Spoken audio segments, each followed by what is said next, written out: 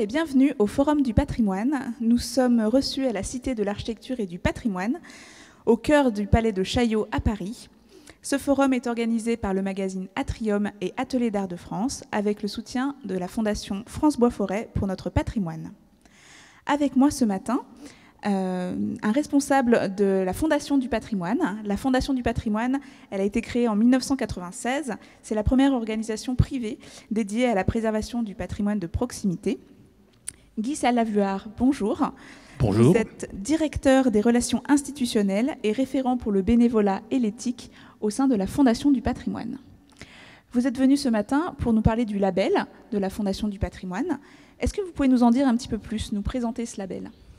Bien volontiers. Pour répondre à votre question, il faut se rappeler que l'objet social de la Fondation du patrimoine, c'est la sauvegarde et la mise en valeur du patrimoine en péril, du patrimoine plutôt rural et surtout non protégé par l'État, non inscrit, non classé. Ce patrimoine qui fait notre cadre de vie, qui fait la beauté des paysages, qui attire les touristes, et j'espère que très bientôt ils reviendront très nombreux, et qui aussi participe à la vie économique et à la vie sociale des territoires. Et ce patrimoine qu'on se retient de qualifier de petit, parce que c'est un peu péjoratif, c'est aussi un patrimoine vernaculaire, c'est un patrimoine produit par les territoires, et c'est un patrimoine qui est souvent à la charge de tout le monde et à la charge de personne. Donc à l'origine de la Fondation, à la création de la Fondation en 1996, les fondateurs et le législateur, puisque la Fondation a été créée par une loi, avaient focalisé à la Fondation ce nouvel outil, créé ce nouvel outil pour qu'il se focalise sur ce patrimoine en péril, un peu oublié et surtout non protégé par l'État.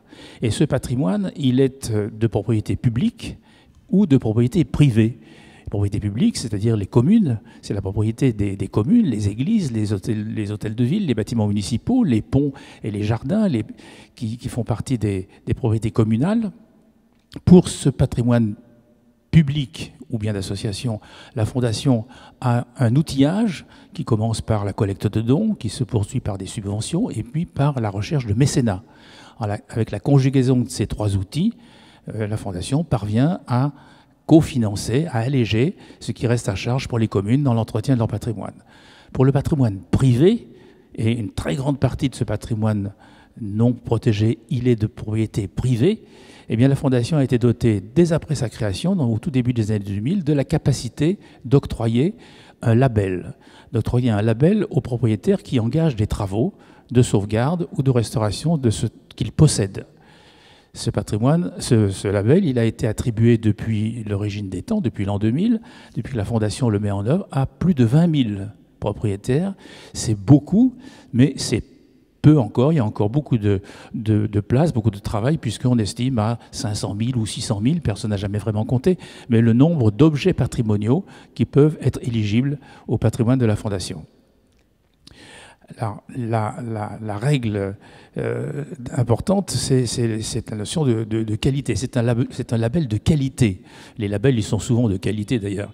Mais c'est la qualité, ce qui est sanctionné, ce qui est reconnu avec ce label, c'est la qualité de l'édifice et la qualité des travaux qui sont réalisés dans les règles de l'art et en respectant l'authenticité de l'édifice. Quels sont les critères pour obtenir ce label quand on est particulier ? Alors, il y a trois volets. Il y a des critères territoriaux, des critères concernant l'édifice, et puis il y a des conséquences financières. Car au bout du bout, ne nous cachons pas, il s'agit bien de contribuer, d'inciter les propriétaires à faire des travaux qui sont des travaux coûteux. D'ailleurs, au passage, je peux mentionner que je n'étais pas là à l'époque, mais j'ai rencontré quelques personnes qui avaient conseillé le législateur à l'époque, et ils aiment bien rappeler que l'idée, ce n'était pas de participer au financement, mais c'était de participer au surcoût de la qualité, d'inciter les propriétaires privés à être soucieux de la qualité des travaux qui garantit l'authenticité de l'édifice. Alors, pour répondre à votre question, les premiers critères sont d'abord territoriaux. Jusqu'à une date récente, seuls les édifices situés dans des communes de moins de 2000 habitants pouvaient être éligibles, et du fait de la loi du 30 juillet 2020, c'est donc tout récent, il y a eu extension de ce champ jusqu'aux communes, jusqu'à la limite de 20 000 habitants. C'est donc une grande extension du champ d'éligibilité qui va participer. La raison de cette augmentation, de cet élargissement, c'est de pouvoir contribuer au plan de relance économique après la crise sanitaire et de faire en sorte que les entreprises qui sont dans la proximité de ces édifices puissent vite, rapidement, ce sont des petits chantiers ou des chantiers rapidement mis en œuvre, puissent participer à avoir de l'activité au travers de cette nouvelle modalité. Donc critère de commune de 20 000 habitants, ou bien un édifice se trouvant dans le cadre d'un site patrimonial remarquable, qui est une dénomination qui se trouve dans la loi CAP de 2018, la loi architecture, patrimoine, création, architecture et patrimoine. Donc commune de 20 000 habitants, ou bien site patrimonial remarquable, ou bien inscrit au titre du Code de l'environnement, ou bien encore des édifices insolites, atypiques, représentant le patrimoine rural, par exemple des loges de vignes, par exemple des pigeonniers, qui vraiment sont des témoignages de la vie rurale du passé. Ça, c'est le critère géographique, le critère des édifices. Ce label a des conséquences financières, il faut bien en parler. D'abord, le propriétaire se voit doté d'une subvention de 2% du prix de ses travaux. C'est un petit montant, mais c'est une incitation et c'est une contribution. Et puis, le label a des conséquences fiscales, puisque au vu du label, eh bien, le propriétaire peut déduire de son revenu, de ses impôts, jusqu'à 100%, entre 50 et 100% du coût des travaux qu'il a engagés.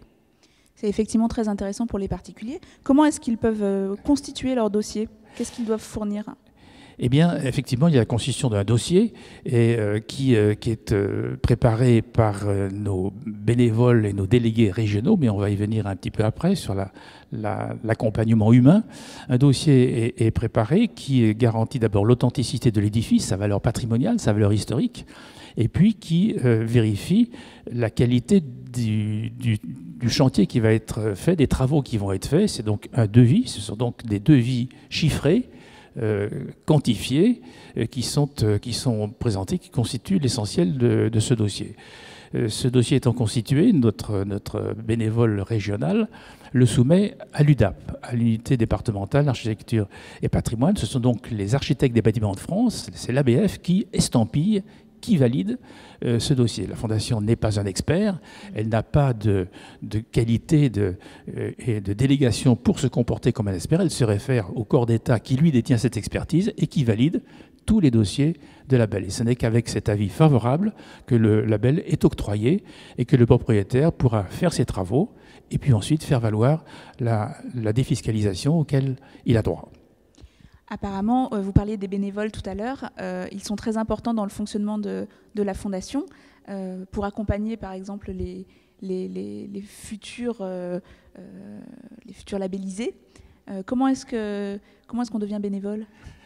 De plusieurs façons. Et je pourrais presque dire que tous les chemins sont bons qui mènent au bénévolat. Mais il faut rappeler que la Fondation, effectivement, est animée, est incarnée par deux ressources humaines qui sont conjuguées, des bénévoles et des salariés. La Fondation, aujourd'hui, est animée par 600 bénévoles. Elle compte 600 bénévoles, 612 précisément à ce jour, qui sont répartis sur tout le territoire français, métropolitain et ultramarin. Il y a des délégués régionaux, puis des délégués départementaux. Dans chaque département, il y a 101 départements en France, donc il y a 101 délégués, il n'y a qu'à Mayotte qu'il n'y en a pas. Il y a 100 délégués départementaux qui eux-mêmes se sont entourés de personnes qui sont si on parlait de cyclisme, on parlerait de régionaux de l'étape. Ce sont des personnes qui sont natifs d'un territoire, natifs de ce qu'on appelait un pays, un canton, qui connaissent le patrimoine de ce territoire, qui connaissent les élus, qui connaissent les propriétaires, qui savent ce qui change de main, ce qui est en mauvais état, ce qui a besoin que l'on s'occupe de lui. Bref, ce sont ces personnes-là, ces bénévoles, qui sont au contact des propriétaires privés et publics d'ailleurs, les uns et les autres. Donc ce sont eux que l'on va voir si on a un projet à faire, ou ce sont eux qui vont au-devant des propriétaires dont ils savent, parce qu'ils sont introduits sur ce territoire, ils participent à la vie sociale de ce territoire, ils vont au-devant des propriétaires qui ont des projets. Et puis, il y a les salariés. Dans chaque région, il y a 2 salariés dans un bureau, dans un lieu physique, qui assurent la gestion administrative et la gestion financière de l'ensemble de ces projets. C'est la conjugaison de ces 2 ressources qui fait le fonctionnement de la Fondation du patrimoine. Alors, ces bénévoles, ils sont très nombreux, leur nombre a cru progressivement, et on arrive à un moment où il faut renouveler ces bénévoles de la première heure, qui arrivent un peu à l'âge de la seconde retraite, et d'une certaine façon, j'en fais partie.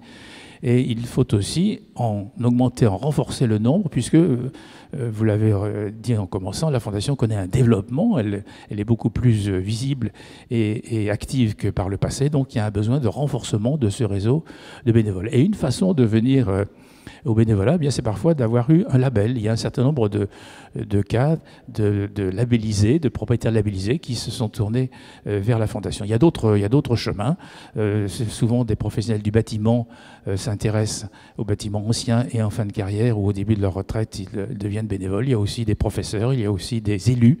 La sociologie des bénévoles est extrêmement variée et extrêmement diverse, c'est ce qui en fait un peu la richesse. Mais si on peut revenir aux bénévoles qui ont été labellisés, on a de nombreux exemples et on a identifié 2, qui est l'un dans la Sarthe et l'autre dans la Manche, ont fait ce chemin d'avoir d'abord eu un label et puis ensuite de venir grossir le rang des bénévoles. Mais je crois qu'ils en parleront encore mieux eux-mêmes. Tout à fait. Maintenant, pour illustrer votre propos, on va écouter le témoignage d'abord de Marie-Dominique Lédet, qui est donc bénévole et qui a décidé de s'engager pour la Fondation suite à l'obtention de son label. Alors, c'est vrai que nous avions donc cette belle verrière, qui est une verrière qui a été construite dans les années entre 1899 et 1901. Donc, quand nous sommes arrivés dans cette propriété que nous avons reprise, elle était déjà bien vieille et en très mauvais état. Et pendant plus d'une dizaine d'années, nous avons essayé de la réparer et ça n'en finissait jamais. Et à la fin, nous avons décidé de faire une restauration complète. Et nous ont aidé à trouver la Fondation du patrimoine, différents amis, mais aussi l'architecte des petites cités de caractère dont faisait alors partie Poncé-sur-le-Loir, qui nous a conseillé de nous tourner vers la Fondation du patrimoine. Alors, il y a une équipe de 3 ou 4 personnes qui sont venues voir, dont une représentante de l'ABF, qui est venue aussi donner son avis. Et ils nous ont encouragés, ils nous ont d'abord conseillé sur la façon d'organiser les travaux. Ils nous ont incités à y aller projet par projet, action par action. Ils nous ont indiqué comment faire, la marche à suivre, comment contacter des artisans. Et voilà, ça c'était la première étape, prise de contact. Ensuite, il y a eu à constituer un dossier, ce qui était, ma foi, assez intéressant, parce qu'il a fallu qu'on fasse le tri des artisans, qu'on discute bien avec eux, qu'on resitue la maison dans son contexte environnemental de Poncé et aussi dans son histoire. Ensuite, on a dû attendre d'avoir l'octroi d'un label. Et une fois que cela a été donné, les travaux ont pu commencer. Alors, il nous a fallu un petit peu de temps pour contacter la Fondation du patrimoine, mais une fois qu'on l'avait contacté, je dirais que, en gros, entre le moment où la délégation est venue et la fin des travaux, il ne s'est pas écoulé 2 ans. Alors, nous avons eu ensuite 2 autres labels. Le deuxième concernait la réfection d'une assez longue balustrade qui surplombait des caves et un coteau, qui devait être faite en pierre de tuffeau. Il y avait une partie de la balustrade qui était écroulée, donc il a fallu là faire venir un tailleur de pierre qui travaillait donc avec notre maçon. Et en même temps, dans ce même label, il y avait la réfection d'un toit en ardoise, ou plutôt une partie d'un toit en ardoise d'une maison attenante à la maison principale. Et là, en fait, il s'agissait du versant de toit qui n'était pas visible de la route, car comme l'ensemble de la propriété est visible de la route, cela a été autorisé. C'était bien l'objet de la première visite, de vérifier que ça soit bien visible de la voie publique. Et alors, le troisième label concernait la réfection de têtes de murs d'enceinte de la propriété, les petits murets. C'était une pierre de tuffeau, là aussi, très abîmée. Donc, le mur était en bon état, mais les pierres devaient être changées. Et en même temps, il y avait des encadrements de portes et fenêtres à refaire, à retailler et à resculpter, parce que c'est toujours la même chose, c'est de la pierre de tuffeau qui s'abîme bien trop. En fait, d'abord, c'est sur l'invitation du délégué départemental de la Fondation du patrimoine, avec qui j'avais discuté et on avait vu tous les deux qu'on était passionné pareillement de patrimoine, lui probablement encore plus que moi. Il m'a dit, mais dans le fond, pourquoi est-ce que vous ne viendriez pas assister à une de nos réunions de la délégation du patrimoine? Et j'ai vu là qu'il y avait d'abord une équipe, que le travail qu'il faisait de soutien, de recherche, de conseil auprès de porteurs de projets très divers dans la Sarthe était extrêmement intéressant. Donc, voilà, j'ai été comme ça, sachant que je faisais partie d'une délégation et que j'avais le soutien technique nécessaire pour pouvoir jouer un rôle sérieux. Ça m'est égal que ce soit le patrimoine des autres. Et j'aime beaucoup aller rencontrer ces porteurs de projets qui sont toujours des gens passionnés, très divers, avec des projets aussi très, très divers. Ça va du tout petit logis de vigne à la belle demeure de village. Je trouve ça très intéressant et j'apprends aussi beaucoup parce que dans la plupart des cas, il y a un membre de la délégation qui est, je dirais, conseiller technique, donc qui connaît très, très bien la technique du bâtiment. Et moi, je me régale là, parce que, et de lui, et du contact avec les artisans. Donc, c'est important de parler aussi. C'est quelque chose de très intéressant et très enrichissant. Ça simplifie les choses pour les gens, de voir que obtenir un label, voilà comment ça marche. Il n'y a pas de contraintes qui sont excessives, que c'est avant tout une aide et que les conseils que l'on peut recevoir dans la visite préalable sont aussi des sources intéressantes pour eux. Nous voilà de retour sur le plateau. Suite à ce témoignage, on l'a bien compris, ces labellisés font d'excellents ambassadeurs pour le label de la Fondation du patrimoine. Pour le label et pour le patrimoine dans son ensemble, je crois que Marie-Dominique, elle ne nous a pas dit où elle était. Elle est à Poncé-sur-le-Loir, qui est un petit village de 400 habitants dans la Sarthe. Effectivement, elle est un ambassadeur, une ambassadrice de la sauvegarde du patrimoine et c'est contagieux. Elle a bien expliqué qu'elle avait rejoint une communauté qui a pour principal désir de partager ses expériences et de donner un peu de courage à ceux qui viendraient en manquer. En regardant sa verrière, on se dit, tiens, peut-être, certains se disent peut-être, elle l'a fait chez elle, peut-être je peux le faire moi aussi, en trouvant les bons interlocuteurs, en trouvant un peu d'aide et des conseils. Alors nous avons un autre exemple, un autre témoignage, celui de Jean-Pierre Husson, qui est aussi un bénévole, qui vient de quel département ? Il est dans la Manche. Il habite au nord du Cotentin, dans une petite ville qui s'appelle Saint-Valahougue. Et de sa propriété, il voit le fort de Tatillou, le fort Vauban de Tatillou de l'autre côté. Et il a un petit édifice dont il va nous parler lui-même. C'est une folie, mais il va vous parler de sa folie, mais aussi de choses très sérieuses. Eh bien, effectivement, une folie ou une fabrique était un petit édifice, souvent modeste, qui était en vogue d'abord en Angleterre et puis ensuite en France, principalement au XVIIIe, et qui était un petit édifice de plaisir qui venait ponctuer une propriété.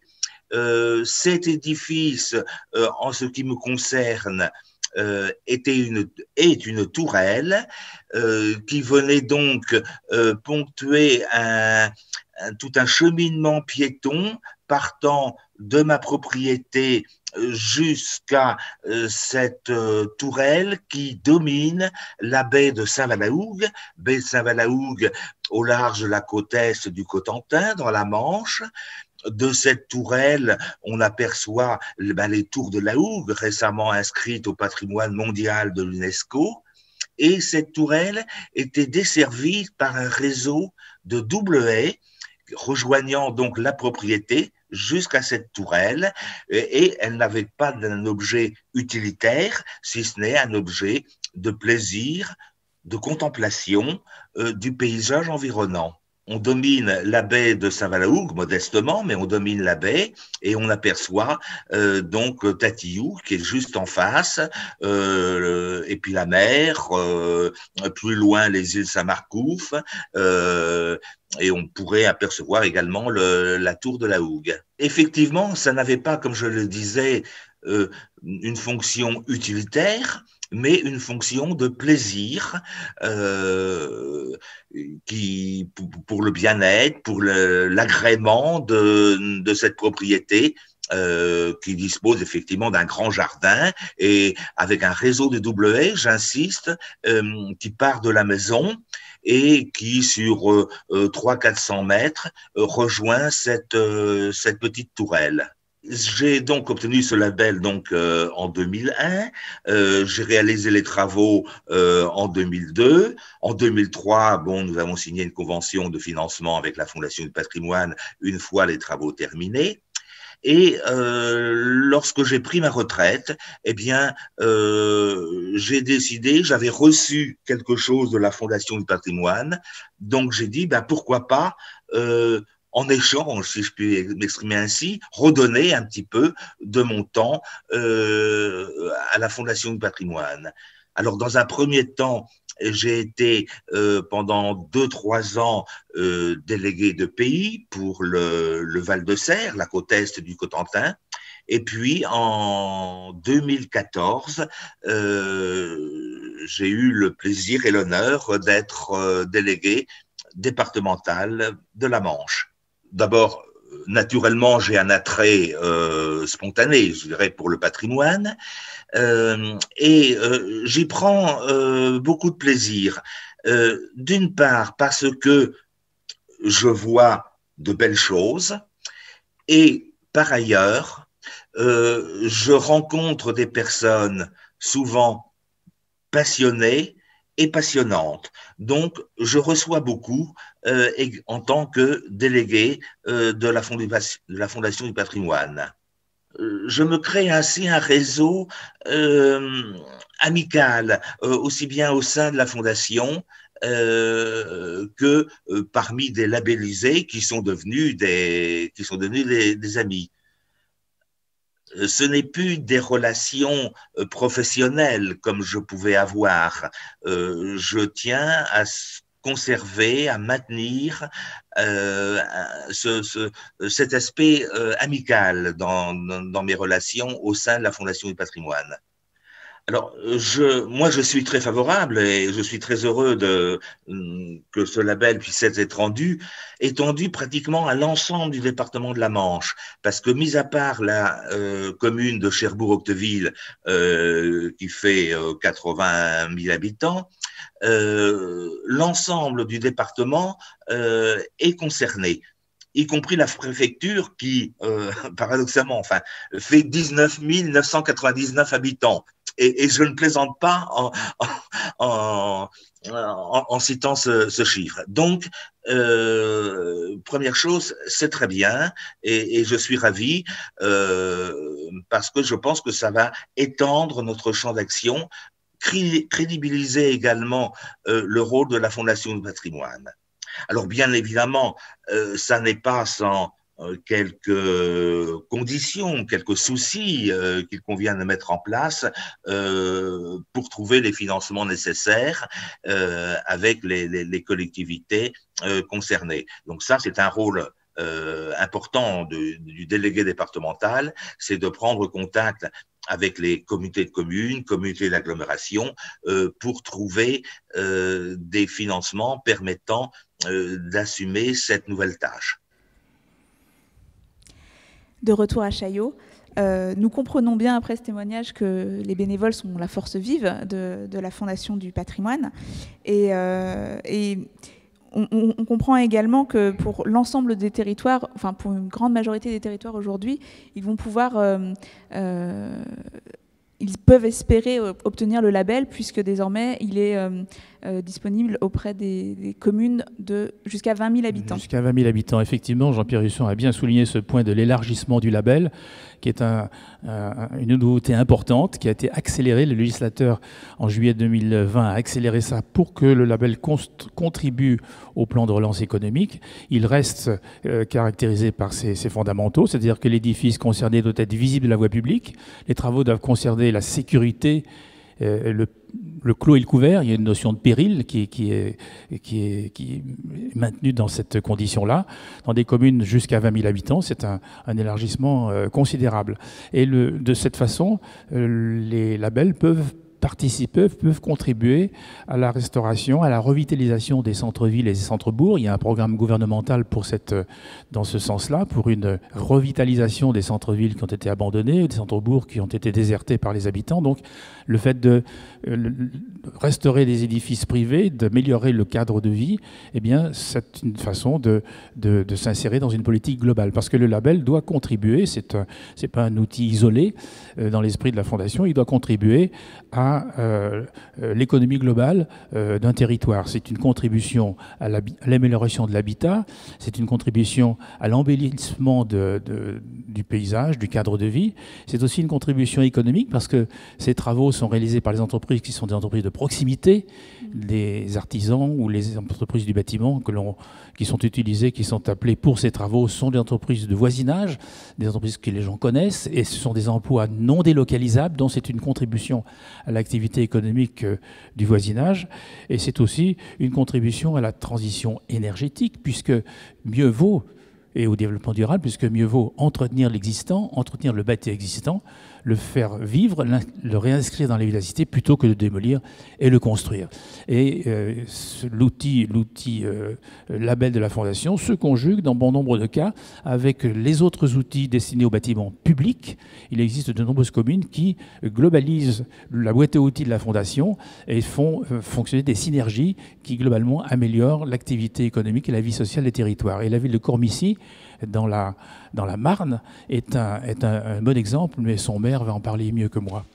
Nous allons écouter à présent le témoignage de Dominique Decaudin, maire donc de cette ville de Cormicy dans la Marne, qui illustre un bel exemple de conjonction de moyens pour redynamiser son centre et favoriser le développement local.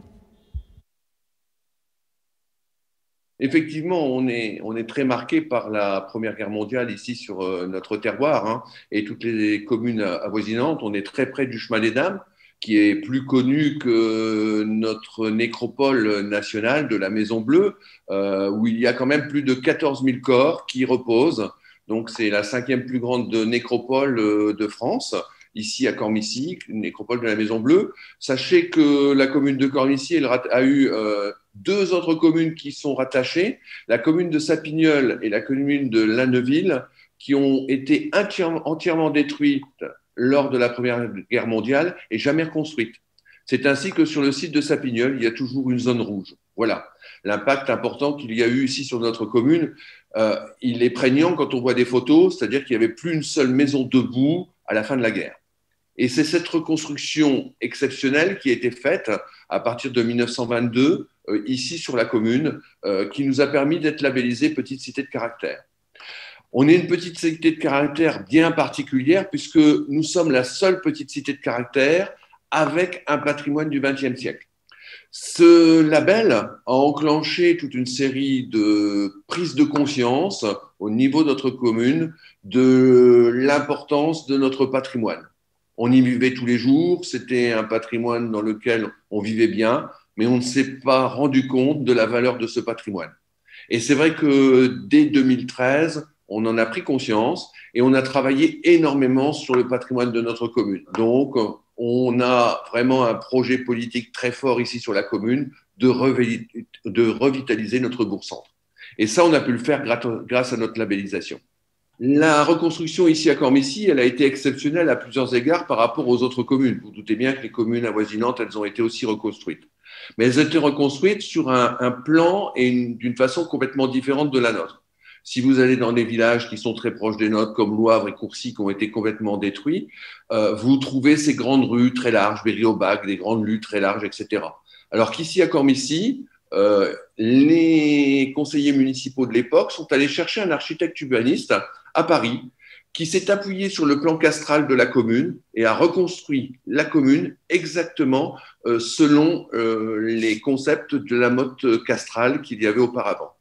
Il y avait ici une tour qui était le centre du village, des remparts, et ce qu'il y a de remarquable, c'est qu'il a reconstruit, il a fait une ville moderne, nouvelle, en s'appuyant sur ce qui existait avant la Première Guerre mondiale. Et c'est en ça que ça a été exceptionnel. Exceptionnel à notre titre, c'est que cet architecte urbaniste, donc Roger Bouvard, qui est venu de Paris pour faire sa reconstruction, a créé sur place une usine pour fabriquer les matériaux de reconstruction. Et c'est comme ça qu'on a créé ici à Cormicy une brique spécifique, la brique silico-calcaire. Cette brique silico-calcaire, donc, elle est présente partout. C'est pour ça qu'ici à Cormicy, si vous vous baladez, vous voyez ces maisons en briques grises et roses partout, et elles sont toutes différentes. Voilà le côté remarquable de notre reconstruction. L'hôtel de ville, c'est un projet majeur du fait de sa place ici dans notre ville et qui fait face à l'église classée Saint-Cyr et Sainte-Judith. On a une église remarquable qui a utilisé des procédés similaires à celui de la reconstruction de la cathédrale de Reims, par exemple, avec, par exemple, l'utilisation du béton armé, comme pour la cathédrale de Reims, ici à Cormicy. Et juste en face, prône le côté laïque avec l'hôtel de ville qui est remarquable. Et donc, on a travaillé avec la Fondation du patrimoine pour avoir une souscription qui a actuellement bien marché, puisqu'on en est à 7 800 € de recettes dans cette souscription qui a été faite avec la Fondation du patrimoine. Et ça nous a permis aussi de pouvoir collaborer avec des entreprises et des artisans d'art qui ne se seraient pas intéressés à une commune comme la nôtre si on n'avait pas été labellisé par la Fondation du patrimoine. Et là, il faut souligner tout le travail pédagogique qui a été fait aussi par l'équipe municipale. Parce que vous vous doutez bien qu'un patrimoine comme le nôtre, qui n'est pas de vieilles pierres, mais de briques récentes, elles ont moins de 100 ans, vous vous doutez bien que la prise de conscience de ce patrimoine-là, elle n'a pas été acquise d'emblée par la population. Il a fallu faire vraiment un travail de fond par rapport à la population pour expliquer et pour convaincre les gens qu'ils avaient un patrimoine exceptionnel. Et là, je rebondis, c'est grâce aussi au label de la Fondation du patrimoine qu'on a pu aussi permettre aux particuliers de faire des rénovations de qualité. Actuellement, on a 12 labels, donc 12 labels qui sont en cours pour permettre aux gens d'avoir une aide de la Fondation du patrimoine pour leur permettre de réhabiliter leur patrimoine individuel. On a travaillé d'abord avec le CENCA, le Centre de conservatoire du patrimoine de Champagne-Ardenne, qui a monté des dossiers et qui a sollicité donc la Fondation du patrimoine pour un accompagnement justement sur la préservation de ce grand marais.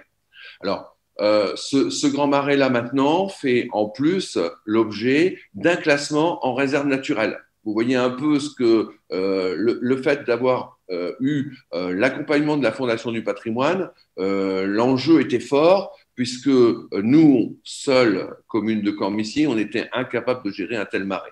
Et là maintenant, grâce à la Fondation du patrimoine qui nous a aussi accompagnés, on va être donc classé réserve naturelle régionale pour la fin de l'année, début de l'année prochaine, donc par le Grand Est. Quand on vous parlait de redynamisation du centre-bourg, là, on est au cœur du sujet et on est vraiment dans l'axe principal de la politique municipale. Était en vente cette boucherie, 550 mètres carrés, c'était énorme. Il y avait une grange, il y avait un abattoir, il y avait une porcherie, etc. C'était une des plus grandes boucheries du secteur qui avait des tournées et qui abattait sur place et qui transformait sur place. 550 mètres carrés, donc vous voyez un peu l'enjeu qu'il pouvait y avoir au cœur du village. On a reçu plusieurs projets d'investisseurs qui finalement faisaient de la découpe spéculative pour créer des logements au cœur du village. Et là, la volonté du conseil municipal a été de racheter la boucherie et d'en refaire un centre, entre guillemets, de commerce. Voilà. Et grâce à l'architecte des bâtiments de France qui nous a aidés, le SDAP, le service de l'architecture et du patrimoine de la Marne, on a porté un véritable projet de réhabilitation. Et là aussi est intervenue la Fondation du patrimoine, puisqu'on a le Club des mécènes qui nous a accompagnés pour nous permettre de financer la restauration complète donc, de la façade de cette boucherie Saint-Vincent. Actuellement, c'est une grande satisfaction pour nous, puisque dans ces locaux-là vont s'installer donc, un notaire, sont déjà installés une épicerie fine, et puis un multiservice. Donc, mari et femme qui tiennent un multiservice qui se sont installés. Et là, vraiment, c'est dans l'essence même de notre politique municipale de vouloir redynamiser le centre-bourg. Nous sommes de nouveau à Paris. On voit bien à travers cet exemple que l'importance de mettre le patrimoine au centre d'une politique municipale et quels sont les outils aujourd'hui qui sont disponibles, notamment le label de la Fondation du patrimoine, qui permet réellement de redynamiser les centres anciens et en même temps de promouvoir l'économie, pas seulement liée au tourisme.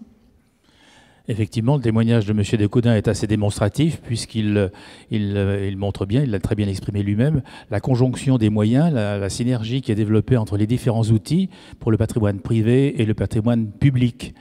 Et il a bien démontré que sauvegarder le patrimoine, c'est bien sûr respecter, exercer le devoir de mémoire, respecter la mémoire de ceux qui ont reconstruit en l'occurrence cette ville qui a été complètement détruite pendant la guerre de 14. C'est respecter leur mémoire, c'est la faire connaître, mais c'est aussi, pour autant, ça n'est pas une vision passéiste ou une posture nostalgique tournée vers le passé. C'est une contribution à la vie économique, à la vie sociale et à l'éducation des nouvelles générations, parce que ce patrimoine, finalement, on le reçoit pour le transmettre, et pour le transmettre de façon à ce que le message qu'il porte soit lisible, et lisible par le plus grand nombre et le plus durablement possible. Très bien, nous terminerons là-dessus. Je vous remercie beaucoup pour votre participation. Merci à vous. Au plaisir de nous retrouver sur cette même plateforme pour évoquer d'autres sujets dans le cadre du Forum du patrimoine. À bientôt et merci.